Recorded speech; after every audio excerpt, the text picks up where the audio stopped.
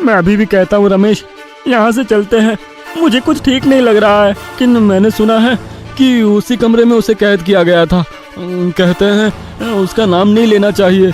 रमेश ने अपने हथौड़े से उस ताले पर वार करना शुरू कर दिया। कुछ ही देर में ताला टूट गया। रमेश जमीन पर मृत अवस्था में पड़ा हुआ था। उसका चेहरा पीला पड़ चुका था और उसकी दोनों आंखों की पुतलियां गायब थी।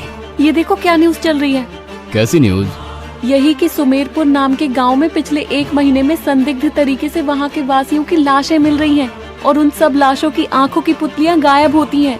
हाँ, हमें सरकार की तरफ से इसी सुमेरपुर गांव जाने का ऑर्डर मिला है। व्हाट? आर्यन ये सुनकर चौंक पड़ा। तुम्हें कैसे पता कि मैं एक डॉक्टर हूँ? कि आधी रात को दरवाजा मत खोलना। आखिर कौन थी ये घूंघट वाली औरत? वो सब मैं आपको रास्ते में बता दूंगी, पर आप जल्दी चलिए, मेरी बहन की हालत बहुत ज्यादा खराब है। उस औरत की बात सुनकर आर्यन कुछ सोचकर बोला, ठीक है, तुम रुको, मैं अभी आता हूँ। इतना बोलकर आर्यन अंदर चला गया। उसने अंदर जाकर अपना मोटा कोट पहन लिया। मेडिसिन का बैग लेकर वह जैसे ही बाहर निकला तो बाहर सन्नाटे के अलावा कुछ भी नहीं था। आर्यन अपने मुंह में बड़बड़ाने लगा, अरे कहाँ गायब हो गई इतनी जल्दी? दरवाजा बंद कर आर्यन अपने कमरे में जाकर लेट गया। बहुत देर तक वो उसी औरत के बारे में सोचता रहा और सोचते सोचते वो सो गया। सुबह उन तीनों ने गांव में कैंप लगा लिया, मगर कोई भी गांव वाला आकर उनके पास नहीं भटका। दोपहर में कुछ गांव वाले मुखिया के साथ उनके कैंप के अंदर घुस गए। गांव के मुखिया ने आर्यन से कहा, देखिए, आप लोग शहर के लगते हैं। देखिए, हमारे गांव में कुछ दिनों से लोग मारे जा रहे हैं। आप लोग अपनी जान की सलामती चाहते हैं तो यहाँ से चले जाइए। अरे, हम लोग सरकार के आदेश पर यहाँ आए हैं, आपको तो हमारी मदद करनी चाहिए।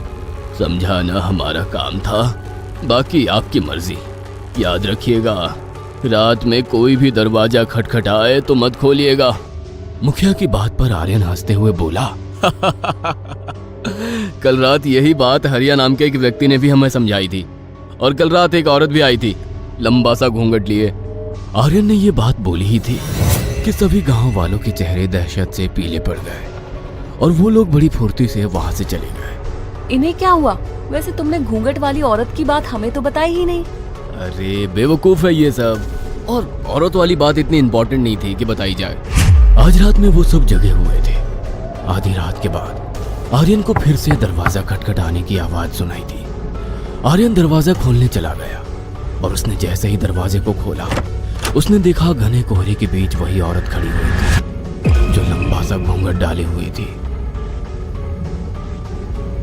अरे, तुम कल भी आई थी ना?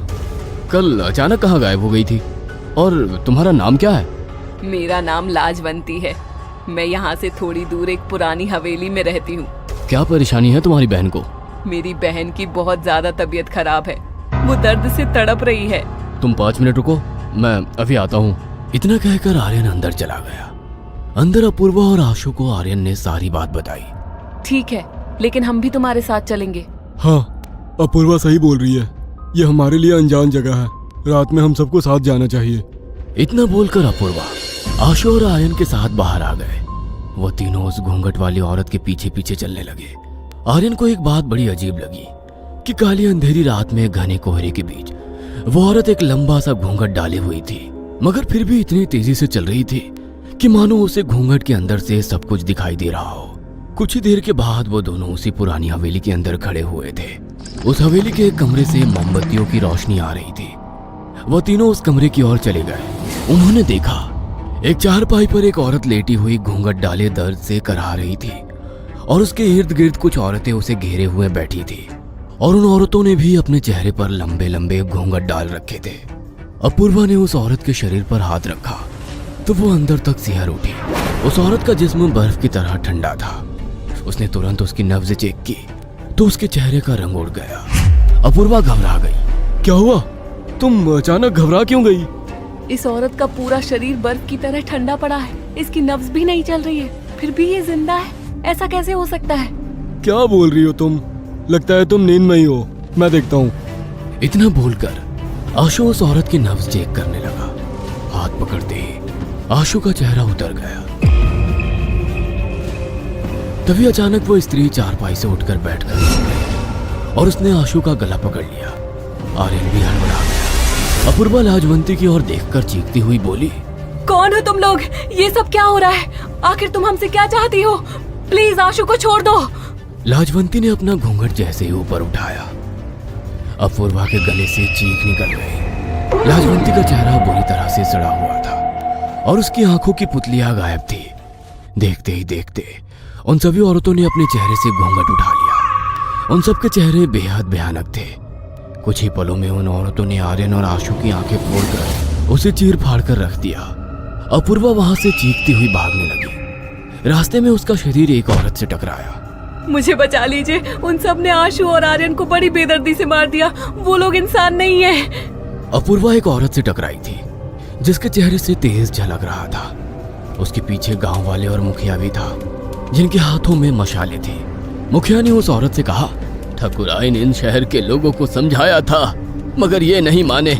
इनकी गलती नहीं है मुखिया, गलती तुम गांव वालों की है। तुम्हारे ही गांव के उन 2 चोरों ने उस दरवाजे को खोला था जहां सदियों से लाजवंती की आत्मा कैद थी। आखिर ये लाजवंती कौन है ठाकुराइन, और ये गांव के लोगों को क्यों मार रही है? बहुत समय पहले की बात है, जब सुजानपुर गांव में ठाकुर वीरेंद्र प्रताप का राज था। ठाकुर वीरेंद्र प्रताप का विवाह पड़ोस के गांव की लड़की लाजवंती से हुआ था। लाजवंती की सुंदरता बेमिसाल थी। कहते हैं लाजवंती दहेज में अपने साथ अपनी 6 दासियां भी लाई थी।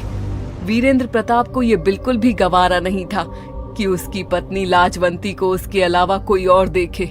वीरेंद्र प्रताप का हमेशा ये आदेश रहता था कि लाजवंती अपना घूंघट किसी के सामने नहीं खोलेगी। एक दिन वीरेंद्र प्रताप की गैर मौजूदगी में जब लाजवंती का मौसेरा भाई लाजवंती से बातें कर रहा था कि अचानक वीरेंद्र प्रताप हवेली में वहां पर आ गया। वो गुस्से से आग बबूला हो गया। उसने तुरंत उसके भाई को मरवा दिया।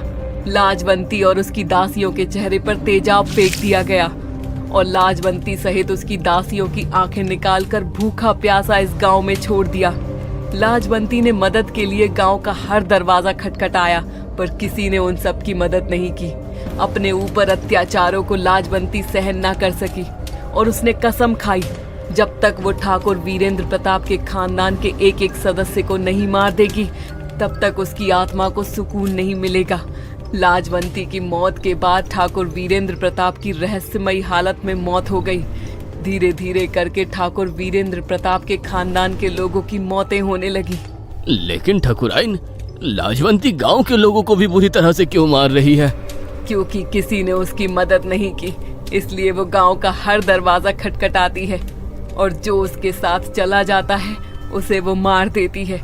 ठाकुर वीरेंद्र प्रताप के वंशजों ने अपने कुल के साधु बाबा से लाजवंती और उसकी दासियों की आत्मा को हवेली के कमरे में कैद करवा दिया। लाजवंती की आत्मा बरसों कैद रहकर और शक्तिशाली बन चुकी है। कोई तो उपाय होगा। आप ठाकुर वीरेंद्र प्रताप की पीढ़ियों से हैं। आपके उपकार इस गांव में बहुत है। कुछ कीजिए, उस हवेली की आखिरी वारिस आप हो। मेरे पूर्वजों को पता था कि एक ना एक दिन लाजवंती की आत्मा उस कमरे से जरूर आजाद होगी और आजाद होकर कहर ढा देगी। इसलिए हम पीढ़ी दर पीढ़ी लाजवंती की आत्मा की मुक्ति का राज हमें बताया जाता रहा है। मुझे पता है कि उसकी हार कहाँ से होगी। चलो मेरे साथ। इतना कहकर ठाकुराइन मुखिया सहित गांव के सभी लोगों को हवेली की ओर ले गई। ठाकुराइन की हवेली में प्रवेश करते ही लाजवंती और उसकी दासियां ठाकुराइन के सामने आ गई। लाजवंती ने भारी आवाज में कहा, तो आखिरकार तू आ ही गई। तू ठाकुर वीरेंद्र प्रताप की आखिरी वंशज है। तुझे मारकर इस गांव को शमशान बना दूंगी। ठाकुराइन ने बेखौफ होकर कहा, मैं जानती हूँ लाजवंती कि तेरे साथ बहुत बड़ा अन्याय हुआ था, लेकिन जिसने तेरे साथ अन्याय किया था उसे तूने मारकर अपना बदला ले लिया। इन गांव वालों को सुकून से जीने दे। नहीं, ये सब गांव वाले भी उनकी ही संतान है। इनके पूर्वजों के हर घर का दरवाजा मैंने मदद के लिए खटखटाया था मगर मेरी किसी ने मदद नहीं की। तभी गांव वालों की मशालें एक एक करके बुझने लगी। लाजवंती अपना घूंघट उठाने ही वाली थी कि बड़ी फुर्ती से ठाकुराइन ने गांव के व्यक्ति से जलती हुई मशाल छीनकर उसके घूंघट में आग लगा दी। घूंघट में आग लगते ही लाजवंती बुरी तरह से चीखने लगी। ये नामुमकिन है। तुझे कैसे पता कि मेरी शक्ति इस घूंघट में है?